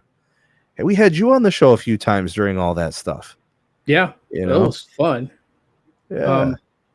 I'll admit something to everybody right now. I guess the other reason that like I hold such high regard to your community, your community saved my life during that time, and Carlos knows, because I was going through a lot of dark stuff. And my mind was in a very, very, very odd place, so like when I got on some live streams with you guys and when I did my own live streams and I seen people from your community coming over and watching mine, and Carlos would make his his monthly trips down here with him and Ray, and I would get to hang out with them, and we were like drive around Tempe, Arizona and other places searching for 5G, testing it out and all this stuff. Like it took my mind out of that dark place. It filled a void I was missing, because being on lockdown and staying indoor all the time, it messes with people's heads. And when I felt like that there was people that I could, just have some sort of interaction with, even if it wasn't real, like in front of me type thing, but it was all digital and it was an interaction that I could have with everybody. It kept me occupied to where when I was ready to kind of confront what I was dealing with, I was in a level-headed place to be able to make the best choices. So that's why I'm so loyal to your community. And like every one of them, like I just can't say thank you enough. Otherwise I wouldn't be here. And that's being real honest. Yeah. We made good friendships. We made, affiliations. We made associations.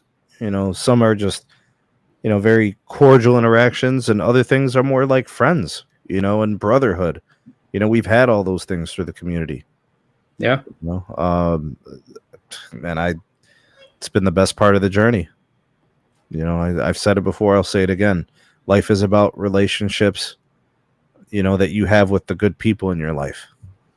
David mentions the Periscopes. Remember the Periscope Live? Oh, yeah. The Periscopes those were a blast, especially when you can hop on the Periscope, right? Yeah, they were fun, and they made time go by when everyone was kind of feeling the pinch of what happened the last 3 years. I think one of the things that's just like going to be like the full exclamation point on all of it, somehow, some way, is to get everybody together. Like we plan to be like at CES. If that happens and everyone just gets together and we all like cram up in a hotel room and just do a podcast where everyone is in the room, I think that's the point where it's just really going to put that big exclamation point on everything what this community stands for, because that's going to be huge. I am so ready to meet everybody face to face. I'm looking forward to it. Yeah, that would be a big moment for sure, man. Everybody link up and hang out. Yeah. I'm gonna vlog the whole experience when we're walking around the strip, everything. I'm gonna vlog the whole experience. Yeah, that'll be great. Yeah, it's something that's come up in conversations, and coordinating it's the hard part. Getting everybody on the same page is almost impossible to do, but who knows, maybe someday. Yeah. Yeah, for sure, man. I'm ready to meet everybody face to face. Like, just whoever can go out, just go out. I mean, I know Carlos, when he and I talk on the phone, we've been very adamant about that. Like, he always tells me like he wants to get everyone together, and I'm like, I'm game. If you set a date, let me know. I will burn up all my freaking sick time. I will burn up all my PTO. I will do whatever I can to get that allotted time off to be there, and I'll be there. Yeah. It's only like 5 hours from here to get up to Vegas if everyone meets in Vegas or wherever we go. If we all fly out, to Cleveland. Let's do it. Oh, damn. You guys come out to the CLE. We're putting the rug out. I would love to go out there, because I definitely want to go to your bakery. I definitely want to go eat some food. You definitely want to come in the winter. Yeah. When it's snowing out, because I know you're from the desert, dog, and you guys ain't getting it all like that. No, the last time I've ever had like heavy snow was, I think, in 2024, where the blizzard went through Oklahoma City and I was living out there. That was the very last time I've seen like heavy snow. So it's been about a decade? Yeah. Damn. We've had like light snow in Flagstaff, but nothing heavy like that. Yeah, we can get some good lake effect snow about 30 miles west of here. It can be pretty fierce, man. We get the lake effect. You can get 6 to 12 inches in an hour. Wow. And then like in a day, it could be 2 feet. Yeah. If it's lake effect, because Canada, man, you get these fierce winds coming over the lake, and if the water is warm, you get this nasty dump in the eastern suburbs of Cleveland. It's really bad. We'll get a few inches over on the west side, and we'll get a couple of feet on the east side. It's such a crazy difference. Yeah, I want to volunteer myself to have like a snowman built around me, so I'm inside of it. I've had all these crazy ideas of things I want to do. Build a snowman, do a snow angel, then go sledding and tobogganing and skiing, do all that stuff. I want to go snowboarding. I haven't gone snowboarding in so long. Yeah, they do it a lot here, actually. Yeah, we got Brandywine and stuff like that. Yep, the slopes. Closest we have to that here in Arizona is like on the border of Arizona and California at the sand dunes. It's like the Really? closest. Yeah, people go out there. They kind of do like sandboarding. Oh, It's the dude, my funniest thing. brother always hits the sand dunes in Michigan. Yeah. He's got like dirt bikes and four wheelers. Oh yeah, it's so fun to Yeah, do he those loads up things. the trailer, man, and he heads out to the dunes, man.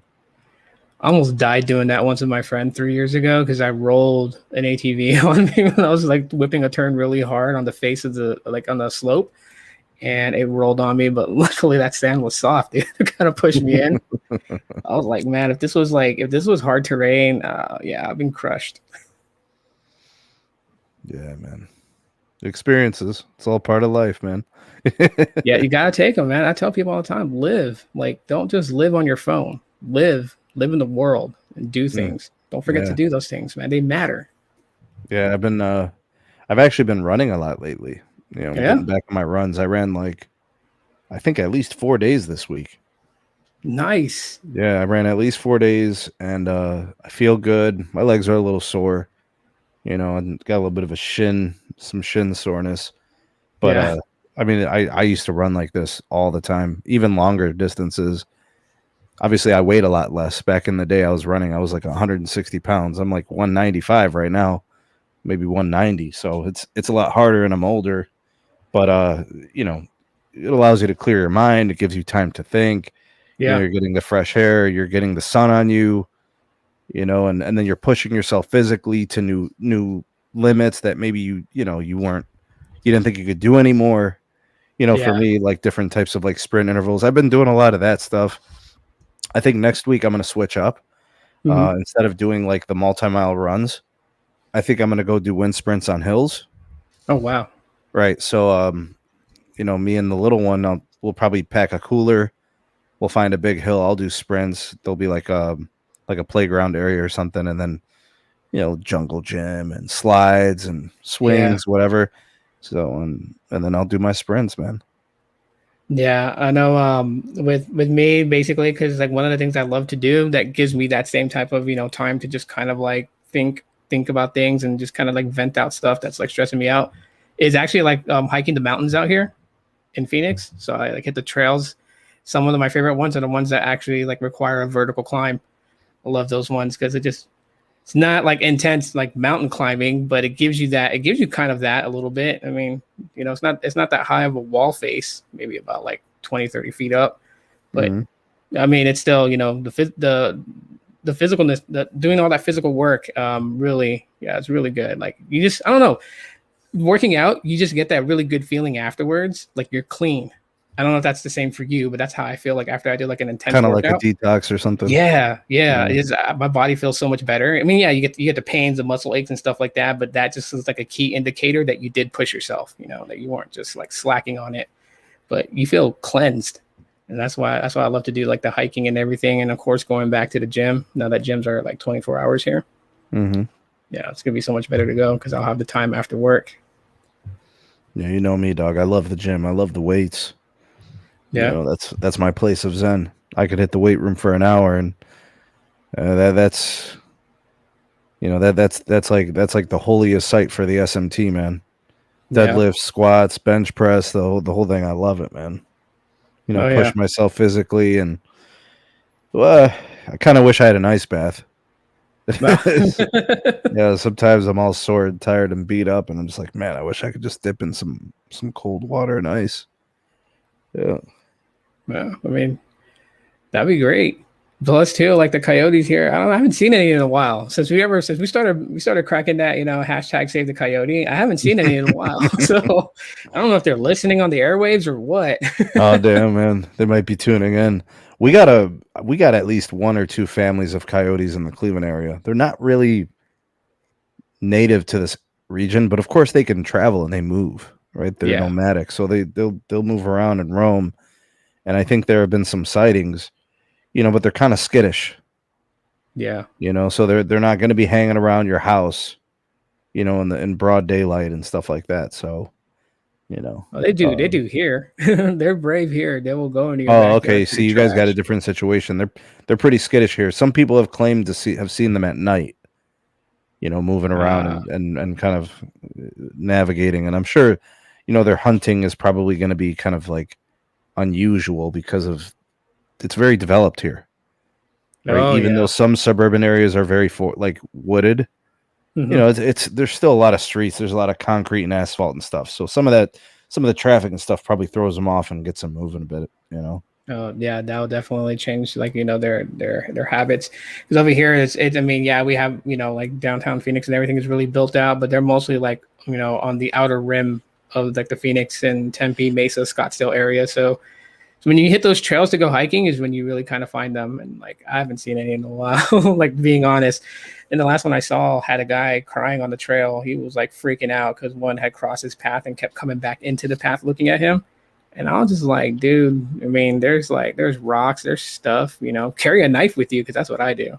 And it's Damn. like To deal with the coyotes? Yeah, I mean, we rarely ever had like an incident where a coyote like attacked somebody on a hiking trail. But this guy just, I guess he probably never seen one before and was freaking out, because I mean, I can see where he was coming from. He was like, he thought it was a wolf at first, and I'm like, no, that thing's too small. Well, at least what I would consider a wolf. But I mean, when you go hiking on these trails, like you gotta carry something with you. You just never know what's out there, because we also have mountain lions too. So you got to be ready for that. I think I've seen that video that I think it was a puma or something that was like backing down a hiker or walker. Oh yeah, I seen that. I mean, she walked him down for like a half a mile, dude. She was just not giving up, and that is scary, dude. They got teeth and they're huge and they're athletic and aggressive when they're protecting young. Yeah, I think that's why that's why she walked him that trail down, and like that's the one where he had like where he fired off a shot because it darted at him. Was that the video? Yeah. Yeah. So because like I saw that, and I'm always interested in things, so I do research on it, and actually finding out from like different articles and stuff, they said that that it had cubs nearby, it had babies. That's why it was so adamant at making sure that he left the area.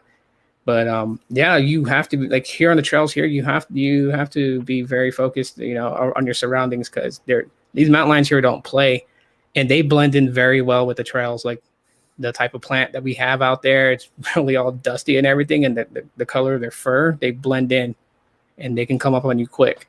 So I always carry a couple of blades with me. Like my wife carries one in her bag. She's got one in her pocket. I keep one like on the hip, like just clipped on there, and then one in my pocket and one in my bag. So I'm ready to go. Yeah, Carlos is saying he's got pistols and stuff, man. Yeah. Damn. Yeah, he ain't lying. He ain't lying. The night that we hung out downtown Phoenix and we were hitting all those speed tests with Sprint and everything like that, like he's not lying. I seen him. Clack clack.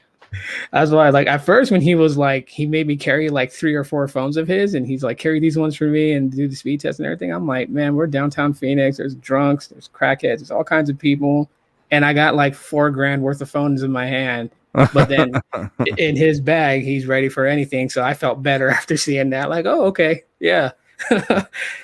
We're not the ones to pull up on. So. No. Gene is saying they got a bear infestation. I think he's in Maryland or Delaware. Oh yeah, Delaware, I think. Right, Gene? Yeah. Delaware? I've been seeing a lot of those too. I don't know. Damn.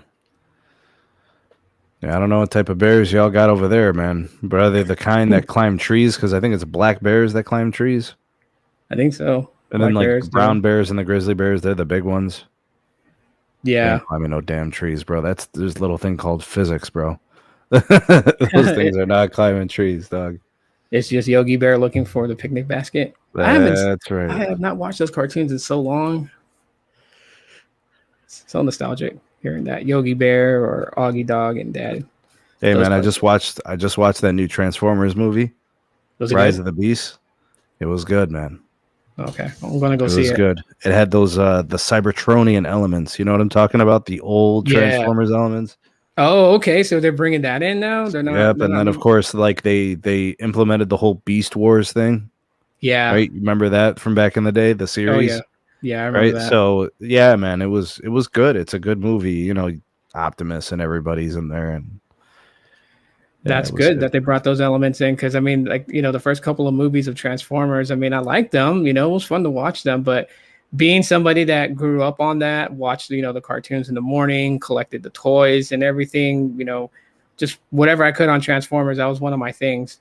When you kind of see missing elements to the key pieces of it, it's a slight turn off. It's not a major turn off, but it's a slight turn off. Mm. So glad to know No, that they did they that. definitely, yeah, they definitely had a little bit of the nostalgia going on with the old G1. They maintained a lot of the voices and stuff, the Peter Cullen and Optimus Prime and all that. So it was really good. And I took Yasmin with me. Nice. Right. And of Nice. course she loved Bumblebee and Mirage, the fun characters and stuff like Yeah. that. And dude, the bad guy is a really bad guy. It's phenomenal. I think that's important in movies, man. You Yeah. need to really believe that the bad guy is so bad he might really win. Oh yeah. Like I was pissed when like Thanos, for example, when he didn't win. I was pissed, bro. Yeah. He planned everything perfect. He had it all. He won and all that, and then yeah. Yeah. So that's another It's good getting thing about the interesting. movie. The bad guy is a really good bad guy.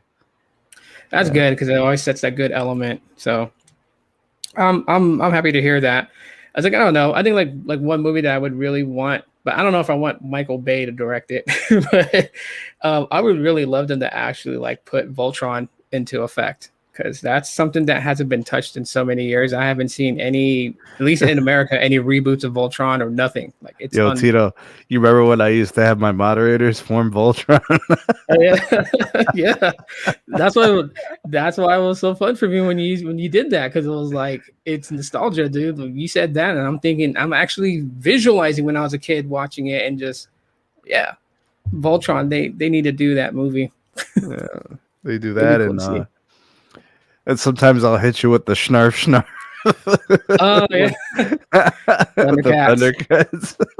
Oh yeah.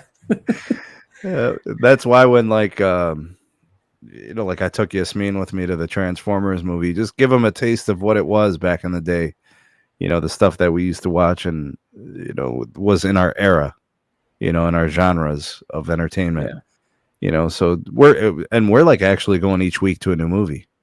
That's kind of become our summer thing. Each week we're seeing something else. Like we went to Mario, Super Mario Brothers or whatever. Yeah. She loved it.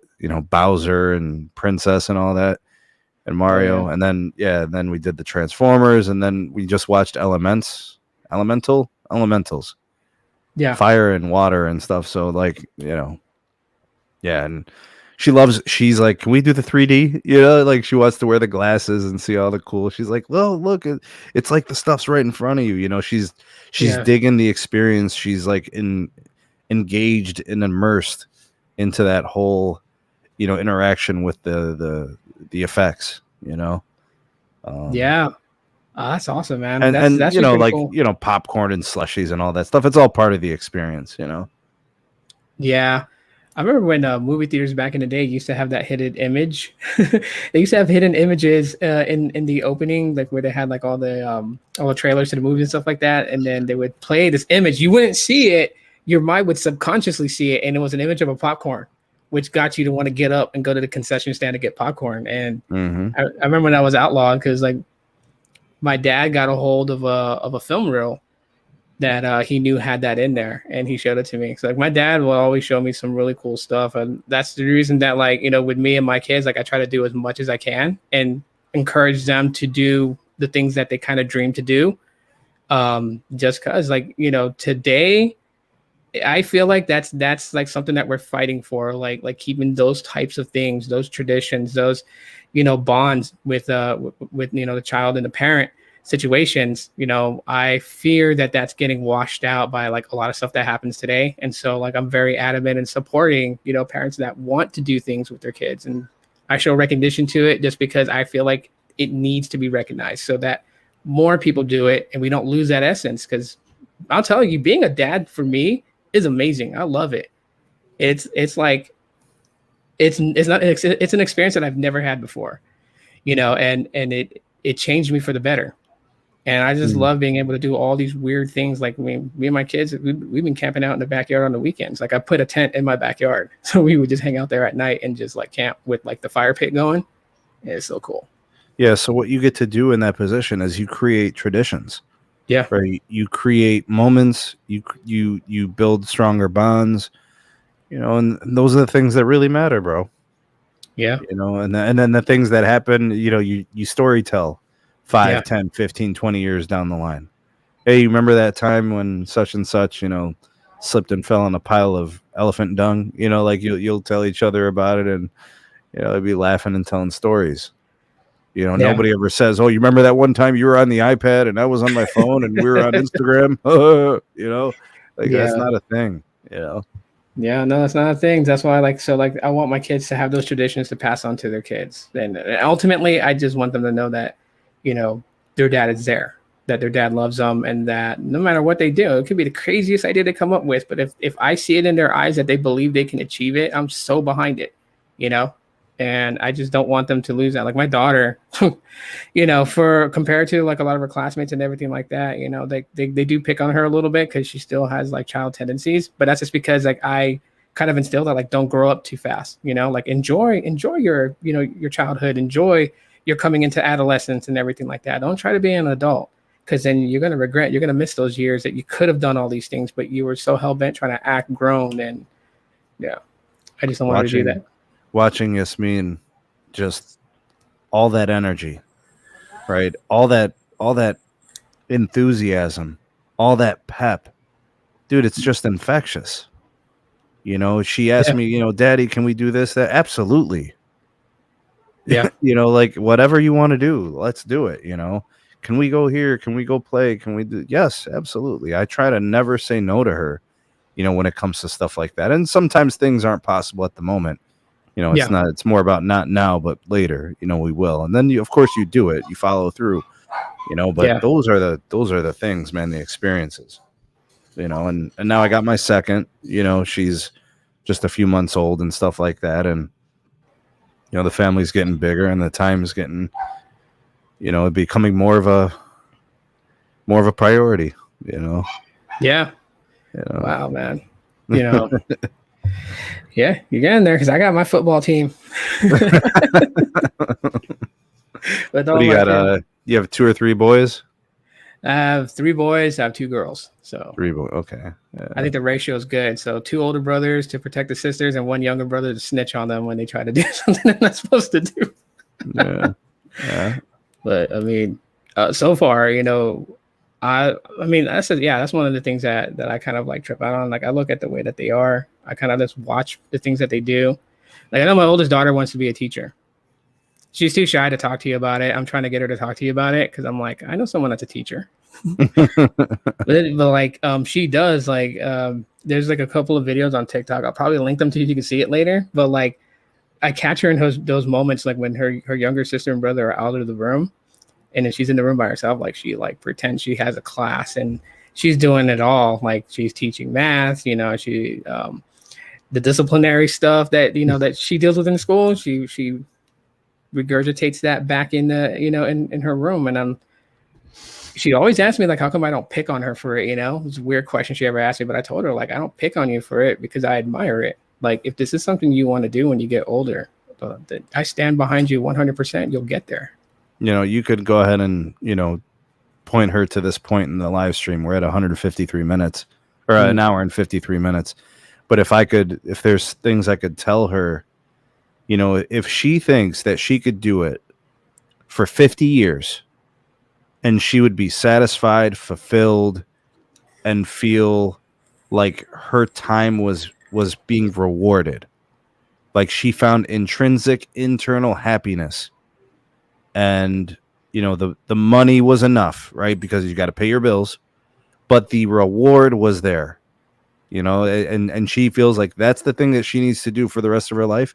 She should be a teacher, because it's a very noble, honorable profession where you can positively impact people on so many different levels. You might inspire them with content, right? Like you might be the math teacher and you just have really good strategies to help kids learn math processes and solutions. Or you might be the type of teacher that just kids relate to, and you get them to buy into a system that allows them to thrive within the classroom setting. Yeah. They learn to build and establish good habits. Maybe they learn self-discipline. Maybe they learn, commitment and willpower and planning and responsibility. Like, every teacher can teach different things, and that's the kind of thing that I feel like when I say it's honorable and it's noble and it's a profession of respect and appreciation and selflessness. Yeah. And you have to intrinsically and internally be able to say, that I may not see the fruits of my labor for a while, but it's like seeds when you plant them and they have to bloom, and or they have, it takes time. Sometimes it takes multiple seasons to see some of those things show and manifest themselves, but knowing that you could be helping some kids through some hard times, knowing that you might inspire a kid into some kind of a profession or a field of study, that kind of stuff. I think that's really what it's about, man. And if that's where she wants to be in her life, that's not a bad way to go. I'm definitely gonna route her to that point so she can listen to this, because I see the passion at what she wants to do. My youngest daughter, the same way. Like, her goal, my youngest daughter's goal is she actually wants to be a cop. She's slightly discouraged by it just because of the things that she sees online and everything like that. But I tell her, like, in any profession, there's good and bad. There's people that, are about what they do and love what they do. And then there's those that aren't, and they break the rules and everything. But you can't label everyone in that same gesture as one bad apple. So I told her if that's what she wants to be, she wants to work her way up to being a detective, do it. Whatever I can do to help, I'll stand beside her on it. So, no. Yeah, you just want to feed the intrigue. Yeah. You want to, Yasmin's loving soccer right now, so she's going to be on the travel team. She's going to do a skills camp soon. She just finished the spring and late spring season. She'll do the fall season coming up, and like whatever they like, you feed it, bro. And when they don't like something anymore, you look for the next thing, and keep them engaged and keep them busy and into things and in discovery mode. She's still reading a lot of books. She loves reading. She loves reading to her little sister. It's cute. That's awesome. Yeah. So this is what it's about, man. I always tell people, life is about these milestones. You got to stop and smell the flowers sometimes. Yeah. But you graduate high school. That's, I guess, a milestone, and then you graduate college if you do the college thing. And then you could start a career. Some people, they get a certification or just some kind of formal training to start a career, and then they kind of go on from there. And some people, it's marriage. And then for, the next thing, it's children. I mean, I've had all these milestones, and I've stopped along the way to look at what I've been able to accomplish, and what I've created, as a man, and my legacy and what's going to be left behind when I'm gone, and I could say I did my best with my time on this planet. Yeah. So, 35 years of teaching, hopefully when it's all said and done, when it's all said and done, a good son, a good brother, a good husband, a good dad, people remember remember you as a man of respect, a man of honesty, integrity, because that shit's important, dog. It is. The integrity piece, like, it's so important, because there's so many things that people can see and say and do, and it's like the only thing that I can't live with ever being compromised is that integrity piece. And it's like the lifeblood of a person. Yeah. Being honest, being truthful, transparent, saying things when they need to be said, dealing with problems, having accountability, like all these things that you learn in life, and the sooner you learn them, the better your life gets. Yeah, that is very true. That is very true. And I'm working through it with my little kiddo. You deal with it as it comes. They try to hide little things sometimes. They don't want to lie to you, so they'll try to tuck things away. And it's like, no. We got to talk about accountability, kiddo. Yeah. You can see it in their eyes too. It's one of those crazy things. It's like a superpower. Because I can read my kids so good. They always wonder like, how do I catch them in their things that they try to do? And it's just like, I don't tell them how, but I see it in their eyes. That the eyes will never lie. That's something that you hear in movies a lot, but it's actual truth. You can deadlock your eyes with someone's eyes. You'll know if they're being forthcoming and honest or if they're being deceptive. You see it. Yeah. That's how I get my kids all the time, and they're till today they don't know. Daddy knows. Yeah. Dad knows. Yeah, man, but I do got to jump off. I got to make dinner. I got a couple of hours to do some stuff I need to get done and then sleep for work tomorrow. Thanks, Tito. My platform is always open to you if you ever want to come on and join us for anything, if you ever have the time. And of course, reciprocated if you ever want to invite the SMT onto any of your shows, platforms. I'd love to be a guest there as well. Yeah, I'm getting all that stuff sorted out where I'm probably going to start doing like a lot of live streams on Fridays because that's like my first day of my day off. But I love being here. I appreciate you for inviting me in, and I appreciate everybody for being here and listening to what we had to say. It's awesome. Thanks, Tito. Appreciate you, man. And to everybody here in the live chat, #2LiveCrew. And for everybody watching this on replay, #ReplayCrew. Hit me with your favorite hashtag. Let me know that you enjoyed the show, or if you didn't enjoy the show, comment as well. I don't really mind. I appreciate the engagement. Please do like, share, and if it's your first time here, subscribe for more. Thanks for watching, everyone. We shall see you all in the next one. Peace. Night.